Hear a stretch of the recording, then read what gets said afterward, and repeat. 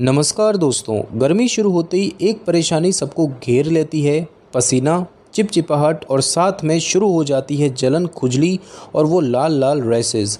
और अगर ध्यान ना दिया जाए तो बन जाता है फंगल इन्फेक्शन, जो ना सिर्फ देखने में ख़राब लगता है बल्कि बहुत परेशान भी करता है।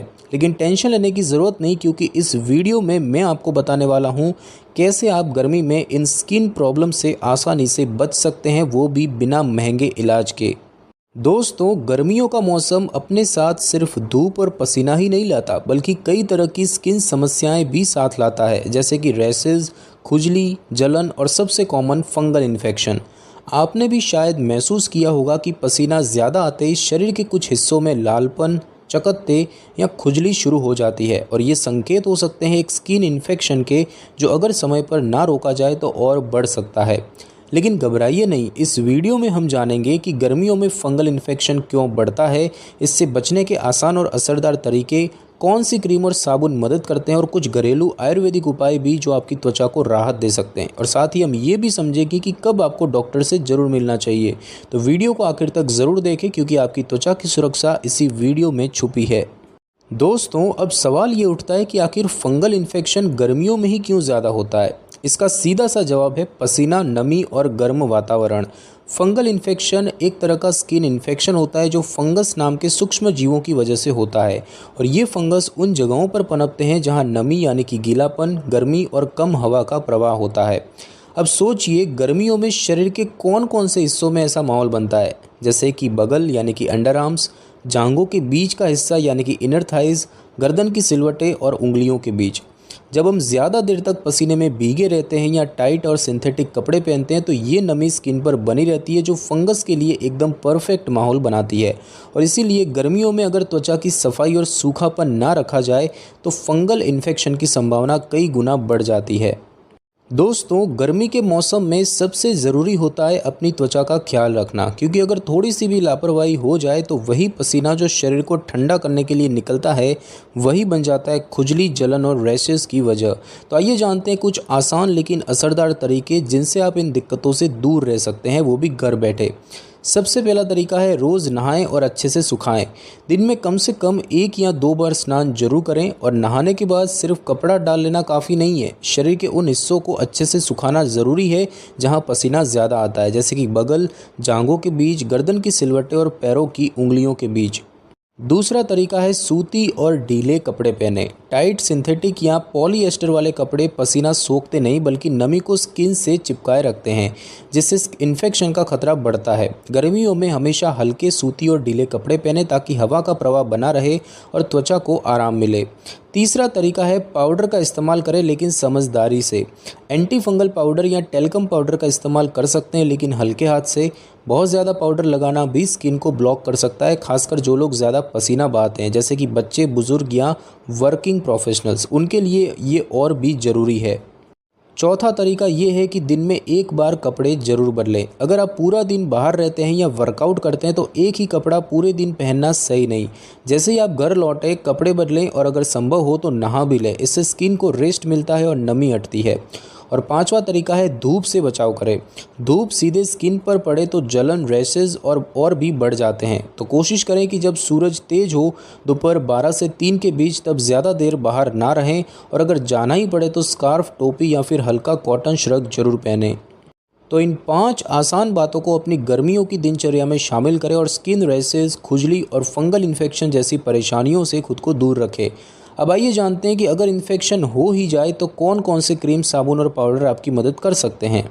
दोस्तों, अब मान लीजिए कि अगर आपको स्किन पर खुजली, जलन या लाल रैशेज होने लगे हैं तो ऐसे में घबराने की ज़रूरत नहीं है।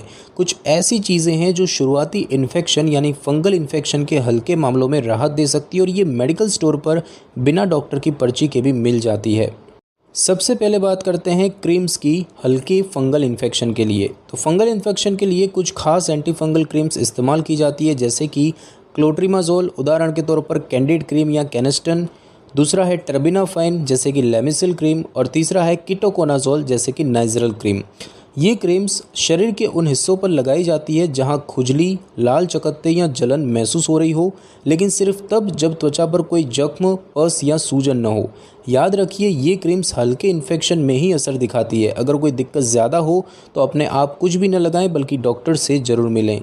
अब दोस्तों बात करते हैं स्किन को साफ़ और इन्फेक्शन मुक्त रखने के लिए सही साबुन के चुनाव की।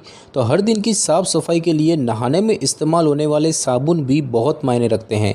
कुछ ऐसे साबुन हैं जो फंगल इन्फेक्शन को बढ़ने से रोक सकते हैं, जैसे कि कीटोकोनाजोल युक्त साबुन जैसे कीटो वॉश या नाइजोरल सोप, और दूसरा है नीम युक्त आयुर्वेदिक साबुन जैसे कि मेडिमिक्स या पतंजलि नीम सोप। कीटोकोनाजोल एक एंटी फंगल एजेंट है, जबकि नीम का इस्तेमाल सदियों से त्वचा इन्फेक्शन को रोकने के लिए किया जाता रहा है। ये साबुन रोज़ाना इस्तेमाल करने के लिए सुरक्षित माने जाते हैं। और उसके बाद दोस्तों बात करें त्वचा को सूखा और कूल रखने के लिए पाउडर की, तो अगर आपको बहुत ज़्यादा पसीना आता है और स्किन हर वक्त नम रहती है तो एंटी फंगल पाउडर एक अच्छा विकल्प हो सकता है, जैसे कि क्लोट्रीमाजोल पाउडर जैसे कैंडिड पाउडर, और दूसरा है नाइसिल जर्म एक्सपर्ट या नाइसिल कूल हर्बल पाउडर। इन पाउडर्स को उन हिस्सों पर हल्के हाथ से लगाना चाहिए जहां पसीना ज़्यादा आता है, जैसे बगल, जांघों के बीच, गर्दन की सिलवटें या पैरों की उंगलियां, और इससे त्वचा सूखी रहती है और खुजली में भी आराम मिलता है। लेकिन याद रखिए कि ये सभी चीज़ें सिर्फ हल्के और शुरुआती फंगल इन्फेक्शन में ही कारगर है। अगर आपको कोई भी और लक्षण दिखे, जैसे कि रैश का आकार बढ़ता जा रहा हो, खुजली के साथ जलन और दर्द भी हो, पस, सूजन या फफोले बनने लगे और 5 से 7 दिन तक कोई राहत न मिले, तो डॉक्टर से मिलना बहुत ज़रूरी है। तो दोस्तों, अगर आपको स्किन पर हल्की खुजली या रैशेज महसूस हो रहे हैं तो ये क्रीम, साबुन और पाउडर राहत दे सकते हैं। लेकिन याद रखें, अगर लक्षण गंभीर हो या ठीक ना हो रहे हो तो डॉक्टर से मिलना सबसे समझदारी वाला फैसला होगा। दोस्तों, कभी कभी राहत का इलाज हमारे घर के किचन या बाथरूम में ही छुपा होता है। फंगल इन्फेक्शन और स्किन रैशेज जैसे मामूली मामलों में कुछ घरेलू और आयुर्वेदिक उपाय भी सहायक हो सकते हैं। तो आइए जानते हैं ऐसे ही कुछ आसान और सुरक्षित उपाय। तो दोस्तों, सबसे पहला उपाय है नीम के पत्ते, जो कि एक प्राचीन एंटीसेप्टिक है। नीम में प्राकृतिक एंटीबैक्टीरियल और एंटीफंगल गुण होते हैं। आप 10 से 15 नीम के पत्तों को पानी में उबाल लें और फिर उस पानी से नहाएं, दिन में 1 बार या हफ्ते में 2-3 बार। ये स्किन को शांत करने और इन्फेक्शन को फैलने से रोकने में मदद करता है। दूसरा उपाय है हल्दी प्लस नारियल तेल, जो कि सूजन और फंगल के लिए है। हल्दी में होता है करक्यूमिन, जो एक शक्तिशाली प्राकृतिक एंटी फंगल है। 1 चम्मच हल्दी पाउडर में थोड़ा सा शुद्ध नारियल तेल मिलाकर पेस्ट बना लें और उसे संक्रमित जगहों पर दिन में 1 से 2 बार हल्के से लगाएं। नारियल तेल खुद भी स्किन को मॉइस्चराइज करता है और उस पर बैक्टीरिया या फंगस टिकने नहीं देता। तीसरा तरीका है ठंडक और राहत के लिए एलोवेरा जेल। अगर खुजली, जलन या सूजन हो रही है तो ताज़ा एलोवेरा जेल बहुत असरदार हो सकता है। आप घर में एलोवेरा का पत्ता काटकर जेल निकालें और सीधे प्रभावित जगह पर लगाएं। यह स्किन को ठंडक देता है और हीलिंग में मदद करता है। चौथा तरीका है दही। दही में अच्छे बैक्टीरिया यानी प्रोबायोटिक्स होते हैं, जो स्किन के पीएच को संतुलित रखते हैं। आप थोड़ा सा दही रैश या खुजली वाली जगह पर 10 से 15 मिनट के लिए लगाएं और फिर धो लें। ये खुजली और जलन से आराम दिला सकता है। बस ध्यान रहे कि ये तरीका सिर्फ हल्के इन्फेक्शन में ही किया जाना चाहिए। और पांचवा तरीका है दोस्तों मुल्तानी मिट्टी प्लस गुलाब जल। गर्मी और पसीने की वजह से स्किन पर जो चुभन या रैशेज होते हैं, उनके लिए मुल्तानी मिट्टी और गुलाब जल का पेस्ट एक बढ़िया उपाय है। इसे प्रभावित जगह पर 15 से 20 मिनट तक लगाकर फिर हल्के गुनगुने पानी से धो लें। इससे स्किन को ठंडक मिलती है और खुजली में आराम आता है। दोस्तों, ध्यान रखें कि ये सारे घरेलू उपाय हल्के मामलों में ही कारगर हो सकते हैं। अगर कोई उपाय लगाने के बाद जलन, लालिमा या कोई रिएक्शन हो तो तुरंत धो लें और इस्तेमाल बंद कर दें। और अगर इन्फेक्शन गंभीर हो रहा हो तो डॉक्टर की सलाह ही सबसे सही रास्ता होता है। तो दोस्तों, ये थे कुछ आसान और घरेलू उपाय जो फंगल इन्फेक्शन या स्किन रैशेज की शुरुआत में राहत दिला सकते हैं। लेकिन याद रखिए कि ये सिर्फ सहायक उपाय है, इलाज का विकल्प नहीं। अगर परेशानी बढ़े तो देरी ना करें, किसी त्वचा विशेषज्ञ से ज़रूर मिलें।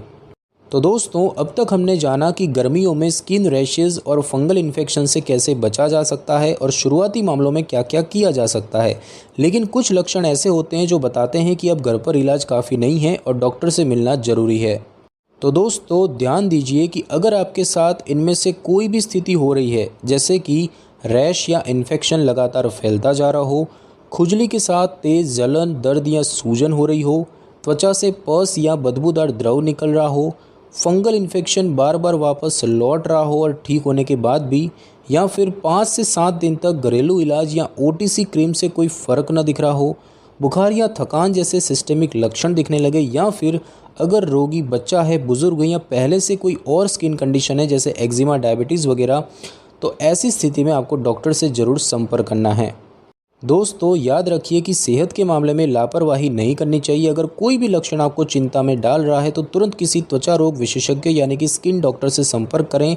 समय पर ली गई सलाह ही सबसे बड़ा इलाज होती है। तो दोस्तों, इस वीडियो में हमने जाना कि गर्मियों में पसीने की वजह से स्किन रैशेज़ और फंगल इन्फेक्शन कैसे हो सकते हैं और उनसे कैसे बचा जा सकता है, आसान घरेलू तरीकों से लेकर सही क्रीम्स और ज़रूरी सावधानियों तक।